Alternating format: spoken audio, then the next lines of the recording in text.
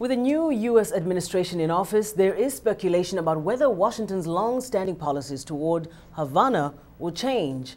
Cuba watchers say there are indications that dialogue between the two nations might be possible. Here's VOA's Jim Burtell. Many Cubans not only followed President Obama's inauguration, they also welcomed him with good wishes, including Cuban President Raul Castro. He seems like a good man. I wish him luck. Ordinary Cubans also were positive. Musician Gerardo Leon watched the inauguration at Café del Beni in Havana. President Barack Obama has expressed himself positively towards the people of the United States as well as towards the people of Cuba. I see a good future because he's even thinking about lifting the embargo and having a new relationship with our president. If a high-level dialogue does take place, it would be the first since Cuba embraced communism almost 50 years ago. Dan Erickson is a Cuba specialist at the Inter-American Dialogue in Washington. At different points in the campaign, Barack Obama said that he would like to engage in a dialogue with Cuba if it advanced the U.S. national interest and if it advanced the cause of the freedom of the Cuban people. Raul Castro, on several occasions, has said that he would like to engage in a dialogue with the United States as long as it's without preconditions. And so when you put those two sentiments together, it seems like there will be some sort of official conversation emerging. President Obama promised during his campaign to ease restrictions on Cuban Americans traveling to Cuba, as well as lifting limits on remittances. Both measures were imposed by the Bush administration as a way to increase pressure on Havana. Shortly after taking office, Mr. Obama also ordered the Guantanamo detention facility closed within a year, a move welcomed around the world. Yet the presence of Fidel Castro, ailing and out of public view, continues to hang over Cuba.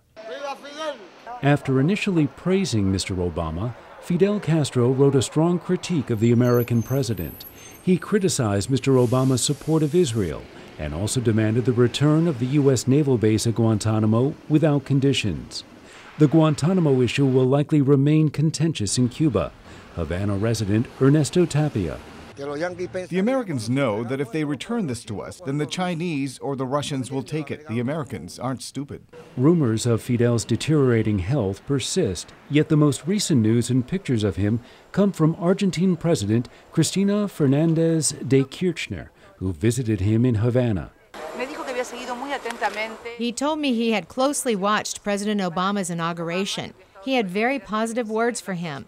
He told me that Mr. Obama not only had a very good history as a political leader, but also that he was seen as a very honest man, able to express his ideas very strongly, and that he wished him luck. Dan Erickson, who just published a new book on Cuba, says Cuba is at a moment of transition in which a wide range of international actors are seeking to strengthen ties with the island. Right now, Venezuela is far and away Cuba's largest trading partner, and Hugo Chavez is an extremely important ally for Cuba, although of course with falling oil prices that could change.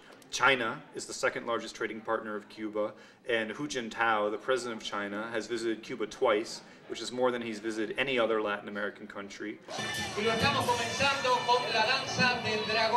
In recent days, Cuba celebrated the Chinese New Year, and President Castro received the Argentine leader. He also traveled to Russia, the first such trip by a Cuban leader since 1986. On February 24th, Cuba will mark the one-year anniversary since Raul Castro formally assumed the presidency. Experts say, while he still remains under the shadow of his ailing elder brother, there may be small but important opening measures in the difficult U.S.-Cuban relationship.